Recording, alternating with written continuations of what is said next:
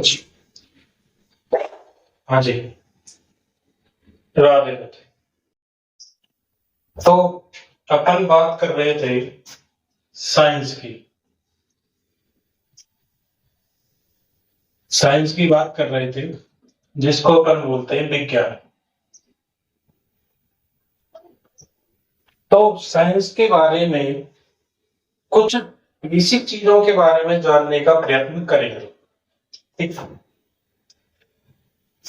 तो साइंस का जो उल्लेख है वो हमारे ऋग्वेद जो ग्रंथ है उसमें था और उसमें है।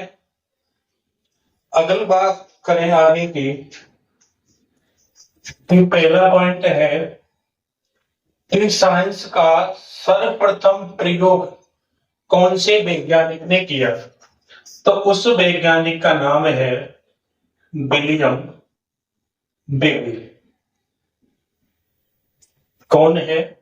William Bebel. अगर दूसरे की बात करें कि ये साइंस की जो खोज करता है, तो हमारे खोजकर्ता कौन है? गैलीलियो। गैलीलियो है। अगला जो पॉइंट है, विलियम यानी साइंस का अर्थ बताना है। तो साइंस का अर्थ रहेगा हमारा ज्ञान का भंडार या विशेष ज्ञान। विशेष ज्ञान। जैसे मान लो कि ये हमारी कोई बुक है, इस बुक के अंदर 1 से लेकर 13 चैप्टर है और एक चैप्टर में अलग प्रकार का ज्ञान है, दूसरे चैप्टर में अलग प्रकार का ज्ञान है। ऐसे ही अपन अलग अलग चैप्टरों में अलग अलग प्रकार का ज्ञान ग्रहण करेंगे। तो एक से अधिक ज्ञानों का क्या हुआ, यहाँ पे भंडार हुआ है। ऐसे कोई सी भी किताब ले लो तो उसमें क्या है? ज्ञान का भंडार है। तो अपन कह सकते हैं कि विज्ञान का अर्थ क्या है? ज्ञान का भंडार या विशेष ज्ञान। अगला पॉइंट है कि विज्ञान का शाब्दिक अर्थ है। शाब्दिक अर्थ। तो विज्ञान का शाब्दिक अर्थ है कि वस्तुओं का सुव्यवस्थित ज्ञान प्राप्त करना ही विज्ञान का शाब्दिक अर्थ कहलाता है। जैसे देखो कि इसमें दे रखा है कि वस्तु यानी अनेकों वस्तु, कोई सी भी वस्तु ले सकते हैं। सुव्यवस्थित का मतलब है उसको अपन सही ढंग से और ज्ञान प्राप्त करेंगे। जैसे मान लो कि भाई मेरे पास एक एरोप्लेन है। तो एरोप्लेन क्या है? यहाँ पे एक वस्तु है। तो पहले इस वस्तु के बारे में मेरे को जानना पड़ेगा, विशेष प्रकार का एक ज्ञान लेना पड़ेगा, तभी मैं इस एरोप्लेन को मैं उड़ा सकता हूँ, अन्यथा इसको नहीं उड़ा सकता हूँ। ऐसे मान लो कि कोई पंखा है, पंखा भी क्या है? एक वस्तु है। अगर मेरे को पता रहेगा कि भाई ये कैसे चलता है, कैसे नहीं चलता है, तो पहले इसको विशेष क्या करना पड़ेगा? ज्ञान लेना पड़ेगा इस वस्तु के बारे में। अगला जो पॉइंट है हमारा कि विज्ञान शब्द की उत्पत्ति लैटिन भाषा के कौन से शब्द से हुई है? यानी विज्ञान शब्द की उत्पत्ति लैटिन भाषा के साइंटिया शब्द से हुई है, जिसको अगर बोलते हैं अपन टूना, जिसका मतलब होता है जानना। तो हम साइंस के बारे में नई नई चीजों को जानने का प्रयास करते हैं और करते रहेंगे। अगला जो पॉइंट है कि परिभाषा। इस परिभाषा को रखने की कोई बात नहीं, केवल समझने वाली बात है। वो क्या है? जैसे मान लो कि ये पूरी क्या है? प्रकृति है। तो इस प्रकृति में पाए जाने वाली एक तो वस्तुओं, पदार्थों एवं क्रियाओं का अध्ययन करना ही क्या कहलाता है? हमारा विज्ञान कहलाता है। यानी आप कोई सी भी वस्तु ले लो XYZ, वो कोई ना कोई वस्तु है और कुछ ना कुछ पदार्थों से मिलकर बनी होती है और उसमें क्रियाएं होंगी। तो इन्हीं तीन चीजों शब्दों से मिलकर हमारा विज्ञान की परिभाषा कंप्लीट होती है। आगे देखते हैं साइंस की या विज्ञान की निम्न शाखाएं होती हैं। जो पहली शाखा है वह है बायोलॉजी। कौन सी है? बायोलॉजी। बायोलॉजी है तो बायोलॉजी शब्द का प्रयोग दो वैज्ञानिकों ने किया, वो भी कौन से सन में? 1802। पहले वैज्ञानिक का नाम है लेमार्क, जो कहां के थे? फ्रांस के। दूसरा वैज्ञानिक है हमारा रेनस, जो कहां के हैं भैया? जर्मनी। यहां तक हमने बात कर ली कि ये बायोलॉजी जो शब्द है वो सर्वप्रथम प्रयोग दो वैज्ञानिकों ने किया था। पहले वैज्ञानिक का नाम है लेमार्क और दूसरे का है फ्रांस। यानी लेमार्क और दूसरे कहां के थे? वो फ्रांस। दूसरा है टेविलेरस, वो कहां के थे? जर्मनी के। और कौन से सन में दिया था? 1802। आगे बात करते हैं कि ये बायोलॉजी के जनक कौन है? अरस्तु, या कह सकते हैं अरिस्टोटल। और इसके बारे में भी जानते हैं कि ये अरस्तु जो वैज्ञानिक है तो उनके शिष्य, यानी अरस्तु के शिष्य का नाम क्या था? सिकंदर। क्या नाम था भैया? सिकंदर। और आगे चलते हैं कि अरस्तु का जो गुरु है वो कौन सा है? प्लेटो। और प्लेटो का गुरु कौन रहेगा? सुकरात। तो ये बात हो गई हमारी अरस्तु भाई साहब की। आगे बात करते हैं कि जो बायोलॉजी है वो ग्रीक भाषा के दो शब्दों से मिलकर बनी होती। पहली होती है, पहला शब्द होता है बायोस और दूसरा होता है हमारा लोगोस। अगर बायोस को अगर हम कन्वर्ट करें हिंदी में तो इंग्लिश में तो क्या आएगा? लाइफ। और लोगोस का अर्थ आएगा टू स्टडी। तो हम कह सकते हैं कि अर्थात कि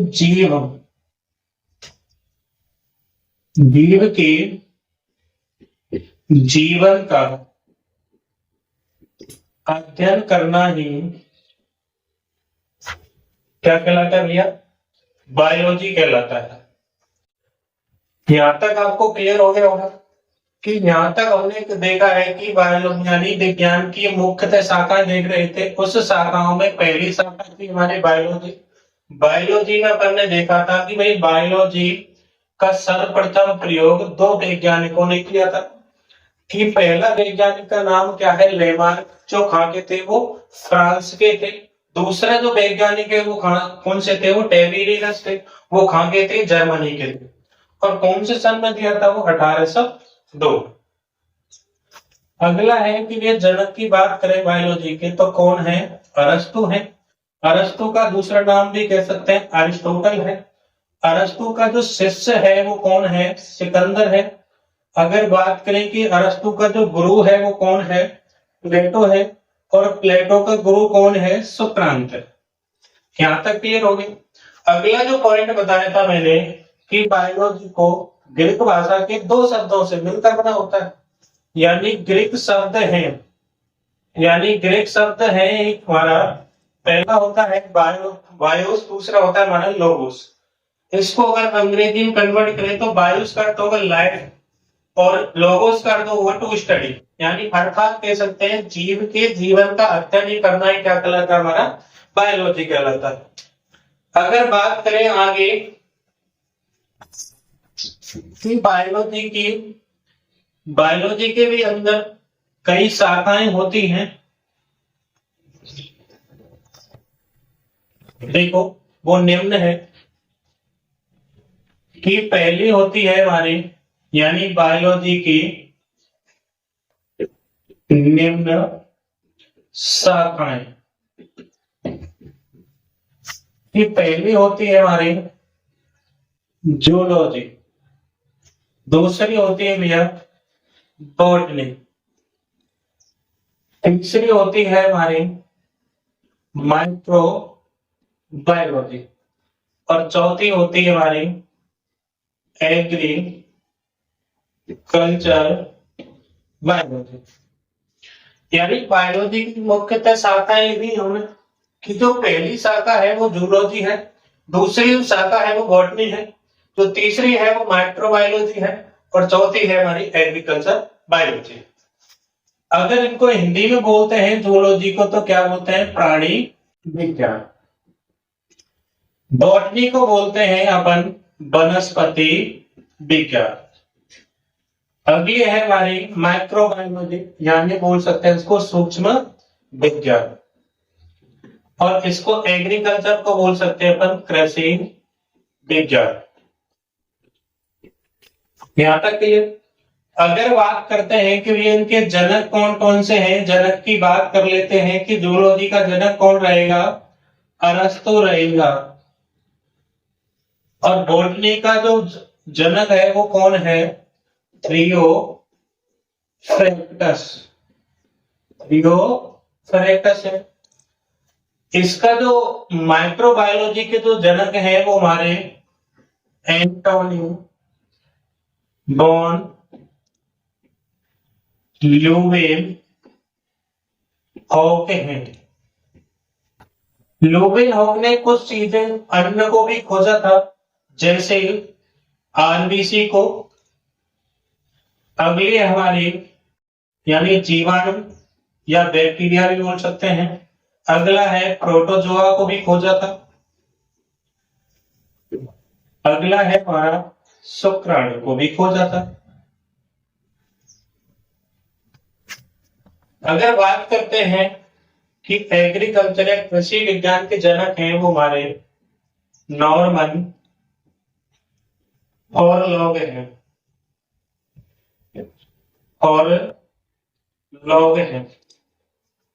तो हमने जनकों की बात कर ली। अब बात करते हैं कि जूलॉजी अरस्तु हैं, इन्होंने एक बुक लिखी थी। उस बुक का नाम है द हिस्टोरिया ऑफ एनिमलिया,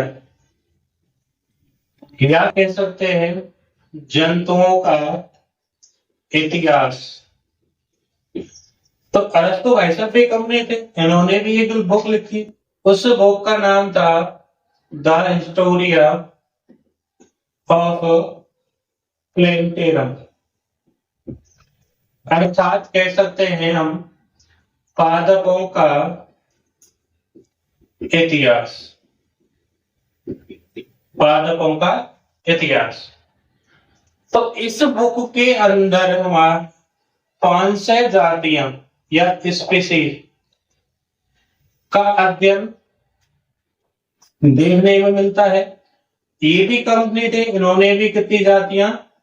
500 जातियों का भी विवरण मिलता है। तो यहां तक हमने बायोलॉजी की निम्न शाखाएं देखी थी कि पहली जो शाखा है वो जूलॉजी थी, दूसरी बॉटनी थी, तीसरी माइक्रोबायोलॉजी, चौथी अपनी एग्रीकल्चर बायोलॉजी। इसको अपन प्राणी विज्ञान, इसको वनस्पति विज्ञान, इसको सूक्ष्म विज्ञान, इसको कृषि विज्ञान। अगर बात करते हैं जनक कौन है? अरस्तु है। इसका कौन है? थियोफ्रैक्टस है। इसको क्या है? एंटोनियो ल्यूवेनहॉक है। और एंटोनियो ल्यूवेनहॉक ने अन्य को भी खोजा था। वो पहली क्या थी हमारी? आरबीसी थी। दूसरी क्या थी हमारी? जीवाणु, या इसको अपन बैक्टीरिया भी बोल सकते हैं। अगला है हमारा प्रोटोजोआ और अगला है हमारा शुक्राणु। अगला है हमारा कि चौथी है एग्रीकल्चर। एग्रीकल्चर को अपन बोल सकते हैं किसने खोजा था? नॉर्मन और लॉग ने।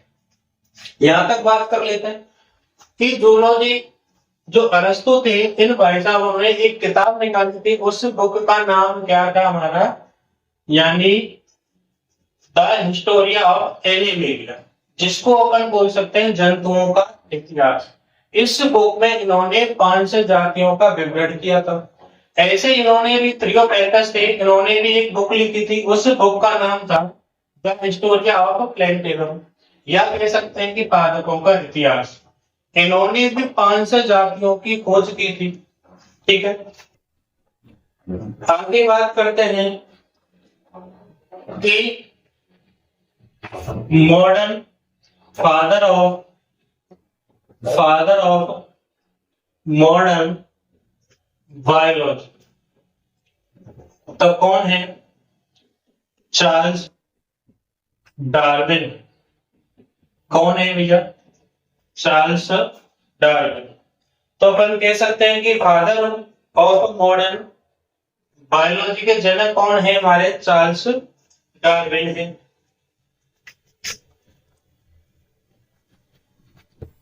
आगे देखें,